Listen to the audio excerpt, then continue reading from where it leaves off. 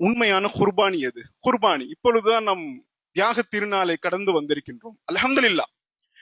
பல நபர்களும் குர்பானியை கொடுக்கக்கூடிய ஒரு நிலை இப்பொழுது மாறி இருக்கின்றது. நாம் தியாகம் செய்கின்றோம் இல்லையா? நம்முடைய செல்வத்திலிருந்து குர்பானியை கொடுக்கின்றோம். யோசித்து பாருங்கள் சகோதரர்களே, ஏன் குர்பானியை கொடுக்கின்றார்கள் தெரியுமா? பெரும்பாலான மக்கள் அதுதான் சுலபமானது, அது இலகுவானது, அதனால் குர்பானியை கொடுக்கின்றோம்.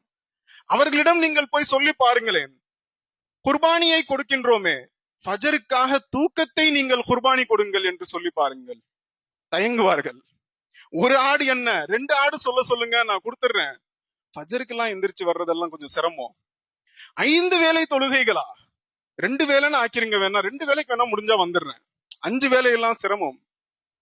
ஆனால் ஒரு ஆடுக்கு பதிலா நீங்க 2 ஆடு சொன்னீங்கன்னா கூட குர்பானி கொடுப்பதற்கு தயாராக இருக்கக்கூடிய மனிதர்கள். ஏனென்று சொன்னால் அது இலகுவானது.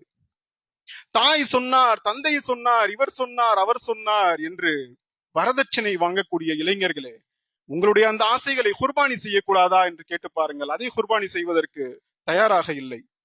பொய் சொன்னால் லாபம் வரும் என்று சொல்லக்கூடிய வியாபாரங்களை நீங்கள் குர்பானி செய்யுங்கள் என்று சொன்னால் அதனை குர்பானி செய்வதற்கு தயாராக இல்லை. திருமணத்தை பிறருக்கு காட்டுவதற்காகவே உணவிலும் அந்த அலங்காரங்களிலும் பணத்தை செலவு செய்கின்றோமே, அதனை குர்பானி செய்யக்கூடாதா என்று சொல்லி பாருங்கள். அதனை குர்பானி செய்வதற்கு தயாராக இல்லை. எனவே நமக்கு எது இலகுவாக இருக்கின்றதோ அதனை நாம் செய்கின்றோம். 2 ஆடு இல்லைங்க, ஒரு மாடு தர சொன்னா கூட கொஞ்சம் செலவாகும், அவ்வளவுதான், அதை கூட கொடுத்துருவோம்.